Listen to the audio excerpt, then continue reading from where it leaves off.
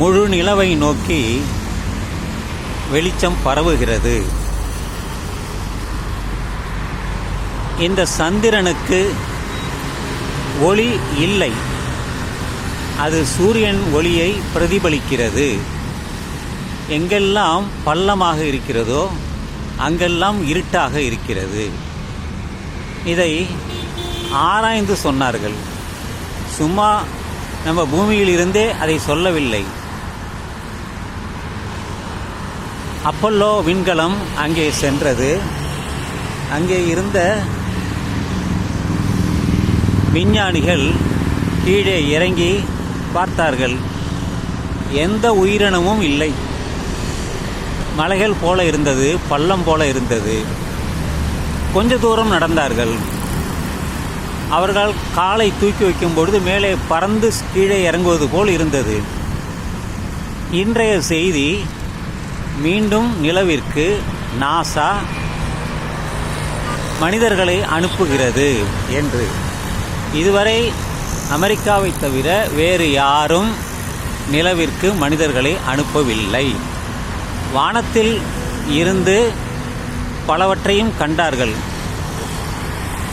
ஆண்களும் சரி பெண்களும் சரி ஒரு கேப்சூல் என்று சொல்லக்கூடியதில் உள்ளே இருந்து அவர்கள் எல்லாவற்றையும் ஆராய்ந்தார்கள் வானத்தில் இருந்து. ஆனால் உண்மையிலேயே இந்த நிலவிற்கு சென்றவர்கள் அமெரிக்கர்கள் தான், அமெரிக்க விஞ்ஞானிகள் தான்.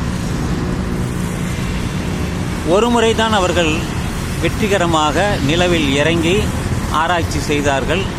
அவர்களுடைய ஆராய்ச்சியின் விளைவு நமக்கு பயன் தரும்படியாக எந்த விதமான பொருளும் அதில் இல்லை. அதில் தான் நாம் முக்கியமாக தெரிந்து கொள்ள வேண்டியது.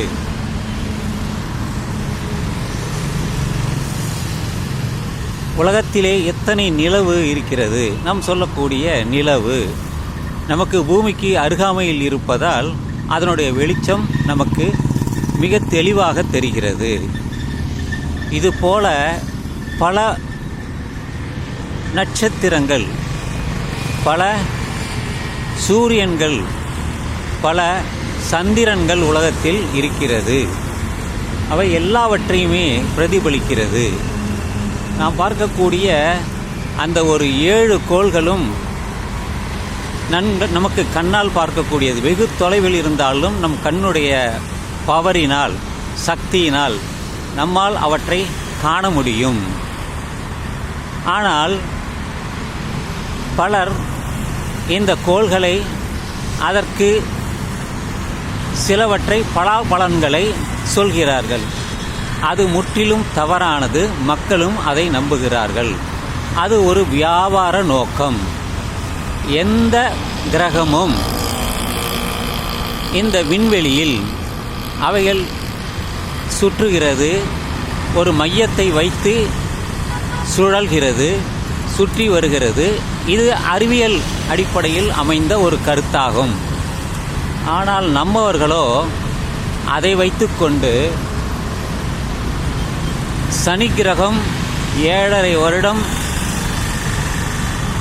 சனிப்பெயர்ச்சி, அதனால் பலருக்கு தீமை என்றெல்லாம் சொல்கிறார்கள். திருமணம் செய்பவர்கள் இதை வைத்து அவர்கள் கணிக்கிறார்கள், உங்களுக்கு திருமணம் நடக்காது, 7.5 வருடங்கள் நீங்கள் காத்திருக்க வேண்டும், சுக்கிர திசை நடக்கிறது, செவ்வாய் தோஷம் இருக்கிறது என்றெல்லாம் அவர்கள் சொல்லி மக்களை, குறிப்பாக பெண்களை அவர்கள் மடைமாற்றி விட்டார்கள். அவர்கள் நம்புகிறார்கள். அதனுடைய விளைவு பலரது திருமணம் தடைபட்டு விட்டது. இன்னும் சில பேருக்கு 30 வயது கடைந்து 35 வயது கடந்து அவர்கள் திருமணம் ஆகாமலே இருக்கிறார்கள். குழந்தை பாக்கியம் இல்லாமலே அந்த பெண்கள் எல்லாம் இருக்கிறார்கள். மிக மிக வருத்தமான செய்தி. 23 வயது ஒரு சரியான வயது. ஆணாக இருந்தாலும் பெண்ணாக இருந்தாலும் அவர்கள் குழந்தை பெற்றுக்கொண்டு, திருமணம் செய்து கொண்டு, குழந்தை பெற்றுக்கொண்டு ஒரு குடும்ப வாழ்க்கையை நடத்துவதற்கான எல்லோரும் நம்பக்கூடிய, சொல்லக்கூடிய ஒரு சொல்லாடல் தான். ஒரு நல்ல குடும்பம் பல்கலைக்கழகம் என்று சொல்லும் அளவிற்கு ஒரு குடும்பத்தை அமைப்பது ஆணும் பெண்ணும், அதற்கு உதவி செய்பவர்கள் பெற்றோர்கள், உறவினர்கள். ஆனால் தற்பொழுது காதல் கல்யாணம் நிறைந்துவிட்டது. அப்பொழுது பெண்கள் படிக்கக்கூடாத என்ற நிலை இருந்தது. பெற்றோர்கள் வைத்து எந்த ஆணை திருமணம் செய்து கொள் என்றார்களோ அப்படி செய்து கொண்டார்கள். ஆனால் தற்பொழுது எல்லோரும் படித்து விட்டார்கள். அவர்கள் பல வேலைகளை பார்க்கிறார்கள். அயல் நாடுகளில் சென்று படிக்கிறார்கள். விஞ்ஞானிகளாக இருக்கிறார்கள், மருத்துவர்களாக இருக்கிறார்கள், ஆசிரியர்களாக இருக்கிறார்கள், வல்லுநர்களாக இருக்கிறார்கள், பல ஆராய்ச்சியில் இருக்கிறார்கள். தமிழ் துறையிலே சிறந்த புலவர்களாக இருந்துள்ளார்கள், இன்றும் இருக்கிறார்கள். இதையெல்லாம் கவனிக்காமல், தெரிந்து கொள்ளாமல் இன்னும் பலர் மூட நம்பிக்கையில் உழல்கிறார்கள். அதற்காகத்தான் இந்த பதிவே. நான் சந்திரனை பார்க்கிறேன். சுமார் 3 லட்சம் கிலோமீட்டர் தொலைவில் இது இருக்கிறது. கிரகங்கள் ஏற்படுகிறது, கிரகணங்கள் ஏற்படுகிறது. அது சூரியனும் இந்த சந்திரனும் பூமியும் மூன்றும் ஒரு நேர்கோட்டில் வரும் பொழுது கிரகணங்கள் ஏற்படுகிறது. இதுபோல பல கிரகணங்கள் இந்த அண்டவெளியில் நடக்கின்றது. ஆனால் அது நமக்கு தெரியாது. அப்படி தெரிந்து சொன்னவர்கள் யாரும் இல்லை. அதுதான் உண்மை. எனவே நண்பர்களே, ஒரு அறிவியல் சார்ந்த காணொளியாக அமைய வேண்டும் என்பதற்காகத்தான் இந்த பதிவையை நான் செய்கிறேன். எனவே நண்பர்களே, இந்த காணொளியை காணும் அனைத்து அன்புள்ளங்கொண்ட நண்பர்கள் அனைவருக்கும் எனது நன்றியை தெரிவித்து பாராட்டிக் கொண்டு இந்த பதிவை நான் நிறைவு செய்கிறேன்.